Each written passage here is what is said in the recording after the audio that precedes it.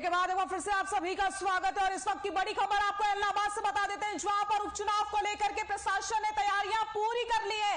बड़ी खबर आपको बता रहे हैं, उपचुनाव पर प्रशासन की तैयारियां पूरी हो गई है। अर्धसैनिक बल और पुलिस टीम रवाना हो गई है। हिसार रेंज के आईजी ने बैठक ली है। पुलिस अधिकारियों को दिशा निर्देश भी दिए गए हैं। शांतिपूर्ण तरीके से पूरे कराए जाए चुनाव। संदिग्ध लोगों पर विशेष तौर पर नजर रखी जाएगी। सिरसा जिले के इलाहाबाद विधानसभा सीट के उपचुनाव के लिए अब चंद ही घंटे बचे हैं। अगर बात की जाए प्रशासन की, तो प्रशासन ने पूरी तैयारियां कर ली है। अर्धसैनिक बल और पुलिस टीम मौके के लिए रवाना हो गई है। हिसार रेंज के आईजी ने बैठक ली है। पुलिस अधिकारियों को दिशा निर्देश दिए गए हैं। बड़ी खबर आपको बता रहे हैं, जहां पर इलाहाबाद उपचुनाव को लेकर के अब चंद ही घंटे बचे हैं।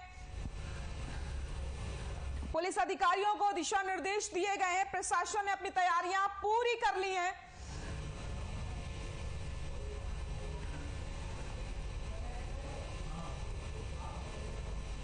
प्रशासन ने कमर कस ली है। पूरी तरीके से प्रशासन मुस्तैद नजर आ रहा है। और इसी खबर पर ज्यादा जानकारी के लिए हमारे सहयोगी चंद्रमोहन हमारे साथ लाइव जुड़ गए हैं। चंद्रमोहन, उपचुनाव को लेकर के अब कुछ ही घंटे बचे हैं। अगर बात की जाए प्रशासन की, तो क्या कुछ तैयारियां की गई हैं? बिल्कुल सृष्टि, देखिए कुछ ही घंटों के बाद जो मतदान की प्रक्रिया है वो शुरू हो जाएगी और इलाहाबाद उपचुनाव जो है वो अपने आप में महत्वपूर्ण है। कल सुबह 7 बजे से जो वोटिंग की प्रक्रिया है वो शुरू हो जाएगी और वो शाम 6 बजे तक चलेगी।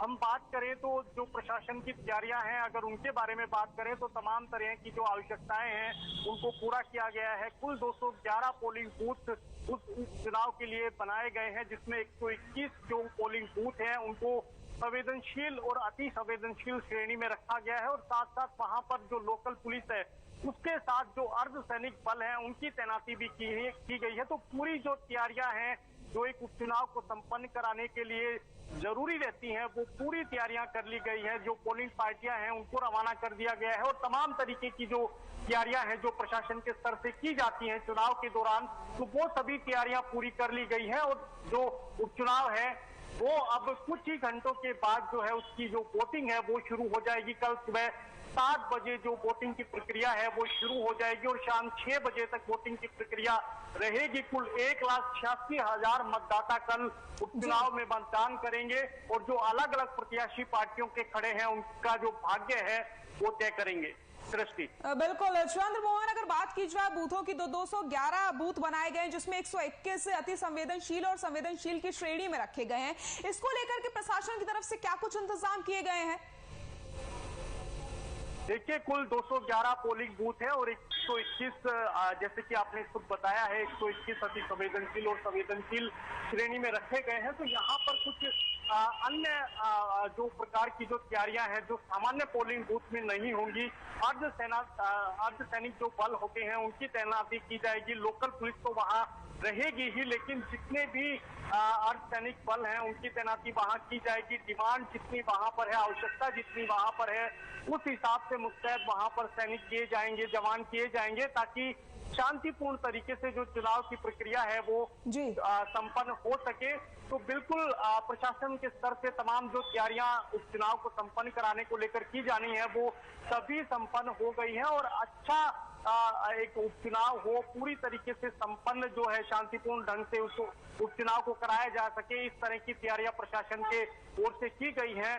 जो वहां का प्रशासन है, इलाहाबाद का जो स्थानीय प्रशासन है वो अपनी ओर से तैयारियां उनके द्वारा की गई हैं। साथ ही जो बड़े पुलिस अधिकारी हैं, जो रेंज के पुलिस अधिकारी हैं, उन्होंने भी बैठक लेकर जो है जो तैयारियां हैं उनकी समीक्षा की है और पूरी तरीके से जो मुस्तैदी है वो वहां प्रशासन की रहेगी, अर्धसैनिक बलों की रहेगी और लोकल पुलिस जो है उसकी भी रहेगी। तो पूरी तरीके से शांतिपूर्ण ढंग से जो चुनाव है, उपचुनाव है वो संपन्न हो, इस तरीके की तैयारियां 211 के 211 पोलिंग बूथों पर की गई है। सृष्टि, बिल्कुल है। तो लगातार अधिकारियों के साथ बैठक भी की गई है, दिशा निर्देश भी दिए गए हैं। चंद्रमोहन, अगर बात की जाए अर्धसैनिक बलों की या फिर पेट्रोलिंग टीम की, तो कितनी कंपनियां मंगाई गई हैं इसको लेकर के? देखिए 121 जो अति संवेदनशील और संवेदनशील जो पोलिंग बूथ है वहां पर आवश्यकता अनुसार जो है अलग अलग जो संख्या है वो वहां पर निर्धारित की गई है ताकि कोई भी अप्रिय घटना किसी भी पोलिंग बूथ पर ना हो, शांति प्रिय ढंग से वहां पर जो उपचुनाव की जो प्रक्रिया है वो संपन्न कराई जा सके, समय से संपन्न कराई जा सके, किसी तरह की बाधा वहां पर ना आए। तो जितनी एक बूथ की डिमांड है उस हिसाब से वहां पर आवश्यकता को देखते हुए पुलिस की टीमों को लगाया गया है, अर्धसैनिक बलों को वहां पर तैनात किया गया है। तो काफी संख्या में वहां पर पुलिस बल तैनात रहेगा, अर्धसैनिक बल जो है वो तैनात रहेंगे और हर बूथ पर अलग अलग संख्या निर्धारित की गई है। जितने मतदाता हैं उस हिसाब से जो है जो सुरक्षा की जो एक व्यवस्था है वो निर्धारित की गई है। लेकिन इतना प्रशासन की ओर से जरूर कहा गया है कि जो उपचुनाव की प्रक्रिया है वो पूरी तरीके से शांतिपूर्ण ढंग से संपन्न हो, ऐसी तैयारियां जो है की गई हैं। बिल्कुल, ये तो बात थी प्रशासन की कि प्रशासन ने पूरी तैयारी कर ली है। चंद्रमोहन, अगर बात की जाए सत्ता पक्ष की या फिर विपक्षी दलों की, तो सभी ने पूरी ताकत झोंक दी है जनता को भरोसा जिताने के लिए, जनता का भरोसा जीतने के लिए। किन किन मुद्दों पर इस बार जनता वोटिंग करने वाली है?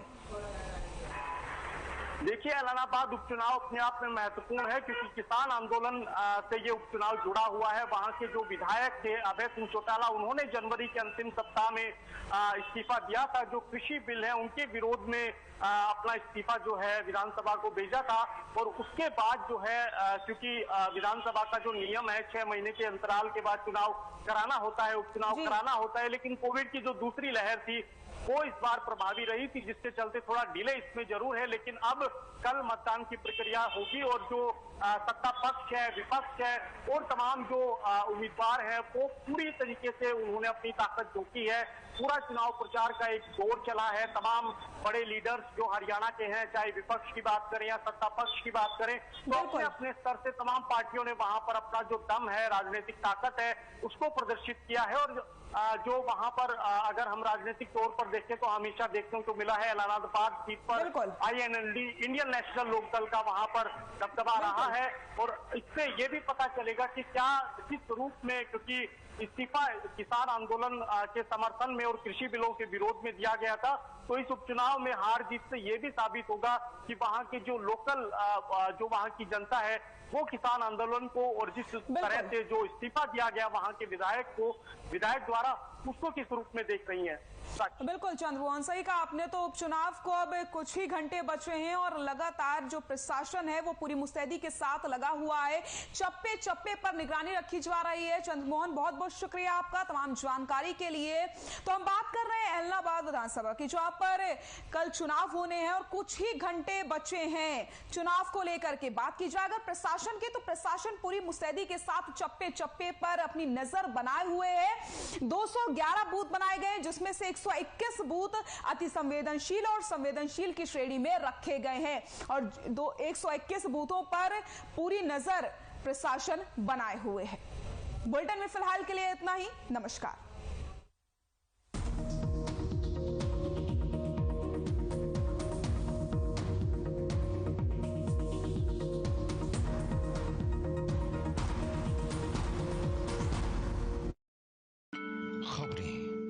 जो सवाल भी है और जवाब भी, खबरें जो आज भी है और कल भी। सुलगते सवालों से बदलते खबरों के मायने, खबरों की नजर और नजरिए को पहचानना, उसे आप तक लाने की जिम्मेदारी, भरोसा जो जोड़ता है खबरों को एक चेहरे से।